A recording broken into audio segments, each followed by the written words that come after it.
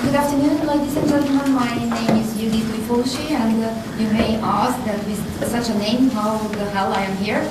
I am Hungarian, and in the past 26 years I have been working for Norway.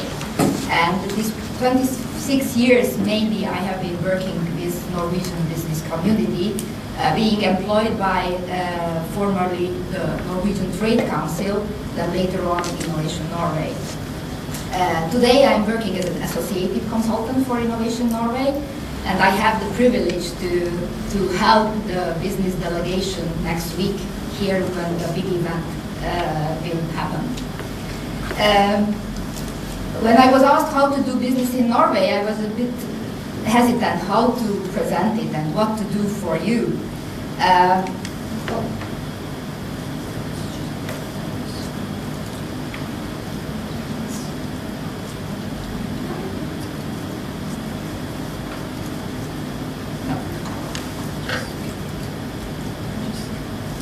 Okay, fine. Thank you. Sorry for the technical. I'm not a technical expert. So my content of this presentation will include, of course, some facts about Norway, some information about the industry, trade, something about the Norwegian business culture, and of course some advices and contact points you can have when you are willing to do some business with Norway. I guess that this presentation could be put on the website, and then it can be downloaded by anyone. So let's start with some quick facts. This is a very big country. This is the 6th largest country in Europe. What is funny with that, and this was what I learned when I started to work for Norway, that if you put a pin on the map in Oslo and pick the northest part of Norway, turn it down, then you will reach Rome. And this is what usually Norwegians are telling about their country. It's a big country with a very little population. When it comes to population, it's only, I think, 28th or 27th of Europe in the rank in the European countries. Of course, it's a rich country. We all know that. One of the wealthiest country, actually, and it's a very stable economy. When it comes again to the shape of Norway, you can see that it has a very, very long coastline, which of course influences the business since the shipping was developed very well in Norway. Once, if you have the chance, it would be very nice to have a trip to take it from Bergen up to North Cape. We call it Hurtigruten. It's a beautiful, nice trip along the fjords. As you can see from the GDP composition, the major income comes from service sector, which is not very strange because there are very many countries which has a service sector on the top level in the economy. Agriculture is very small since there are very little or limited fertile soil in Norway.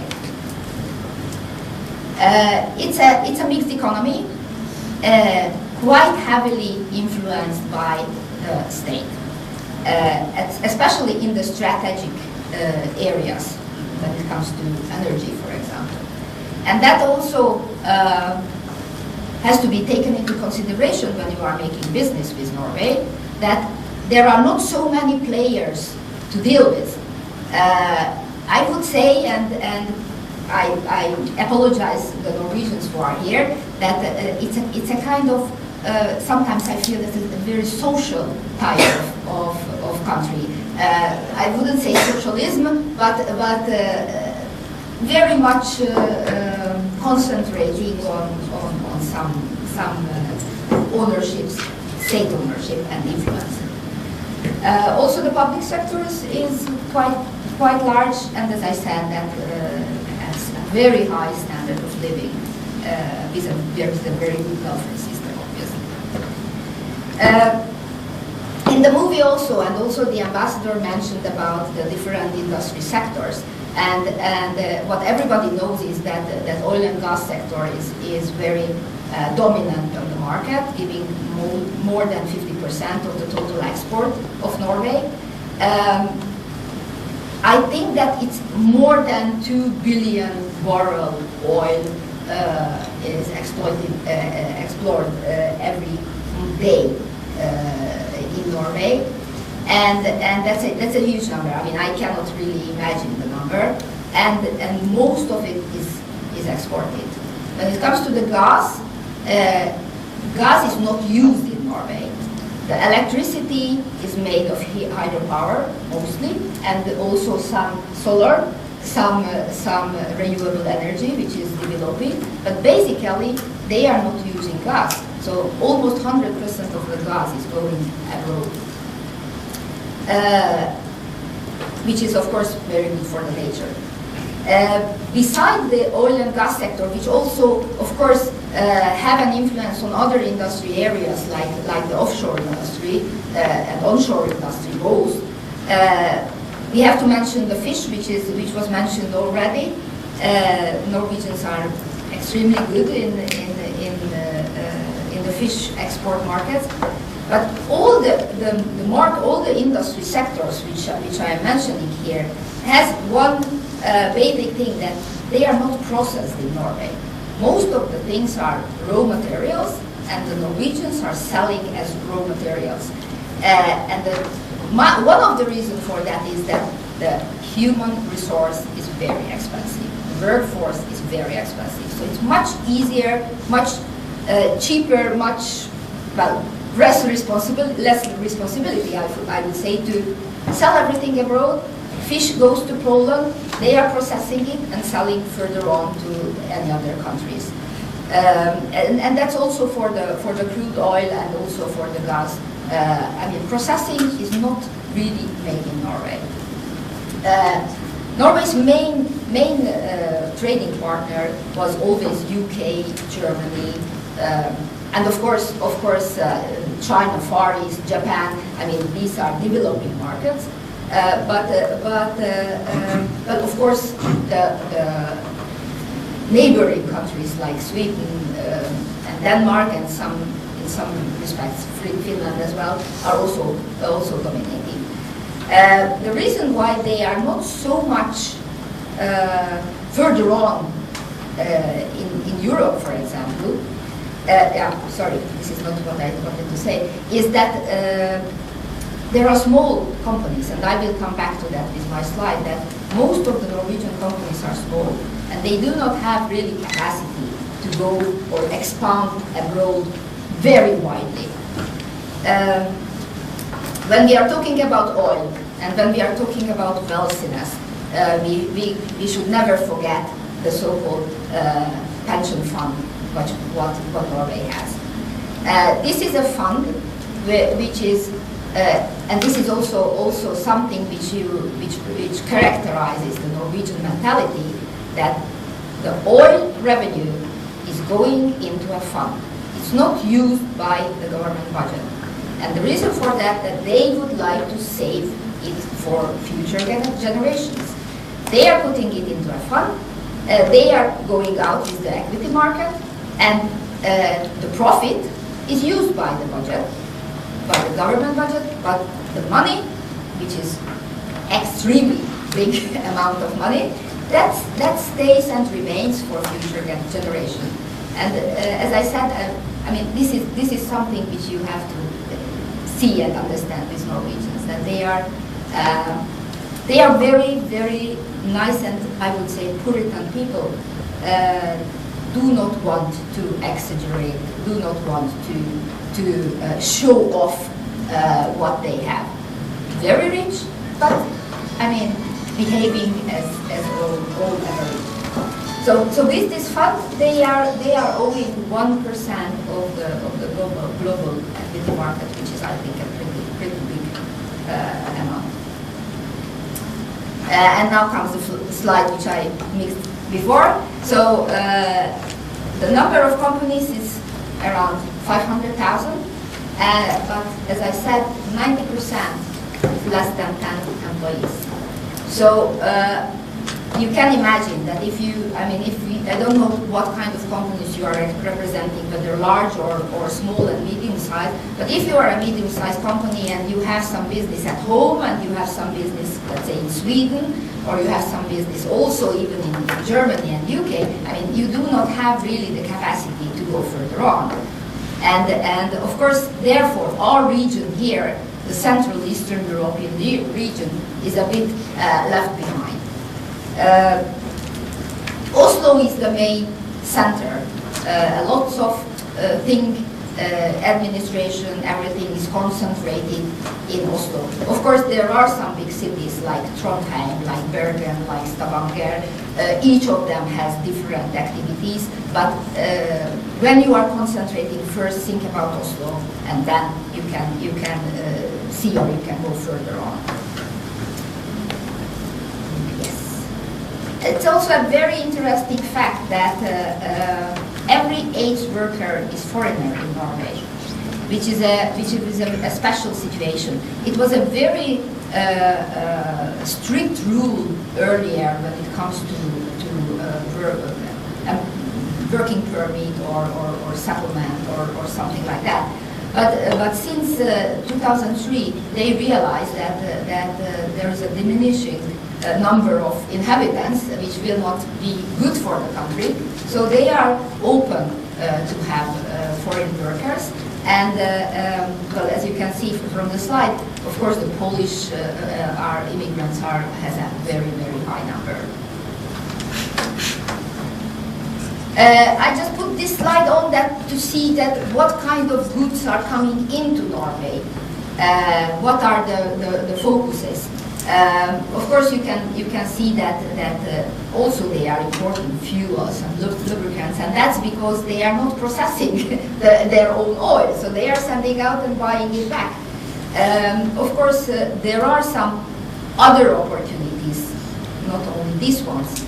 When we are talking about fruit, when we are talking about vegetables and agricultural products, 92% of the fruit imported to Norway, they do not have enough fertile soil, as I said, so they have to solve that problem.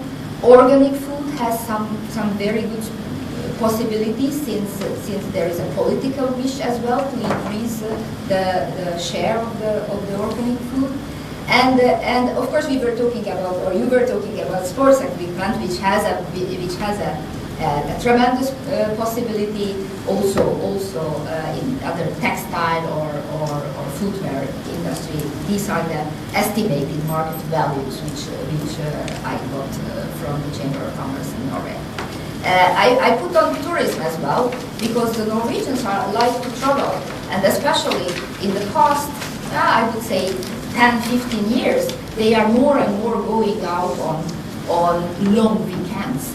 Not a full holiday, because Norwegians are prefer to stay at home for their holidays, but for long weekends, for city tours, for exploring different countries and different cities, they are really really good tourists. Unfortunately, you do not have a direct flight Oslo-Ljubljana, but through Vienna or through other international lines, Norwegians could get here. And some funny facts, or not funny facts, but something which is not very common, that Norwegians are reading the more in the world, which is mostly newspaper actually, but you will see that if you are going, now I am living in Grand Hotel Union, and I'm going down to the breakfast room, and when I see a person reading the newspaper and eating, you can be pretty sure that it's Norwegian. So they are really reading a lot.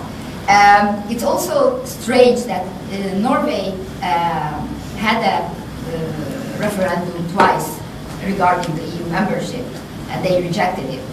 But in spite of that, all EU directives are implemented, more than in the EU member states, which is also gives something about Norwegians. Rules and regulations are important, and they are loyal to those.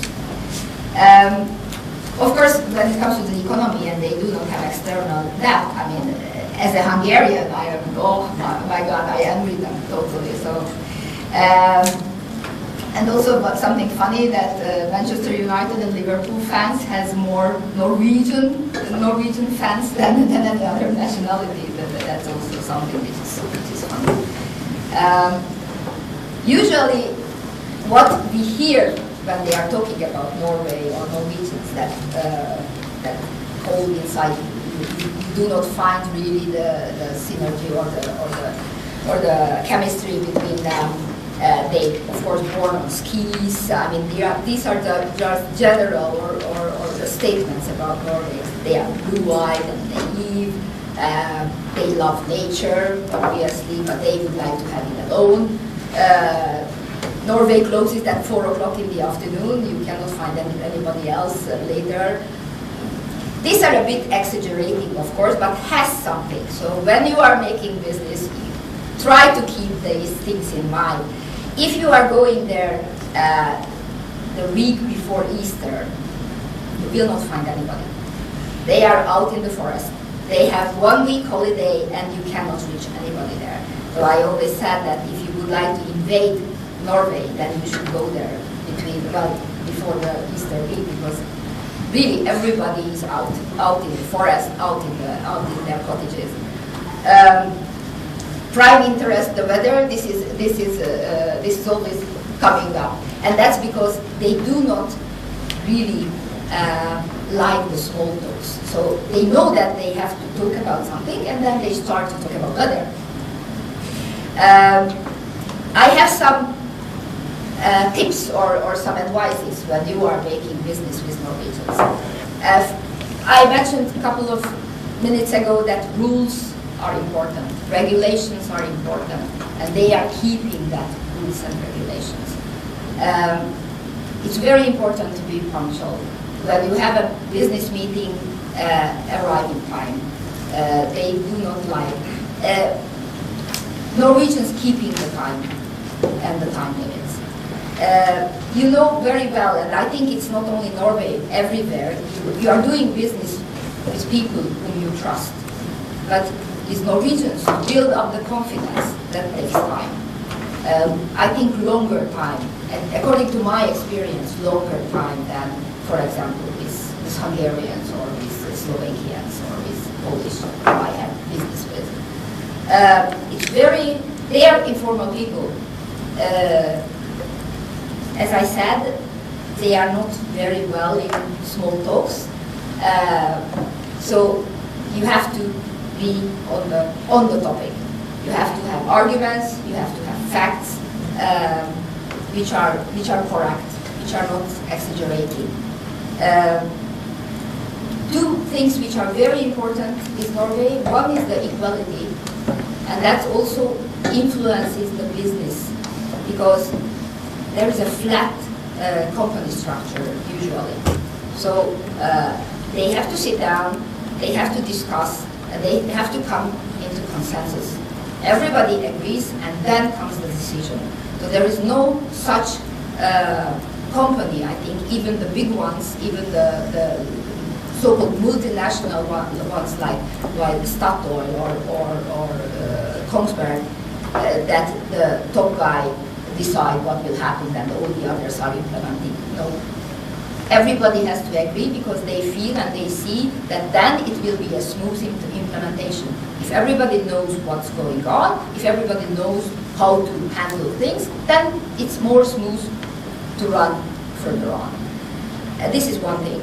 The other thing is that very important, and also it's a political wish and political push, the corporate social responsibility.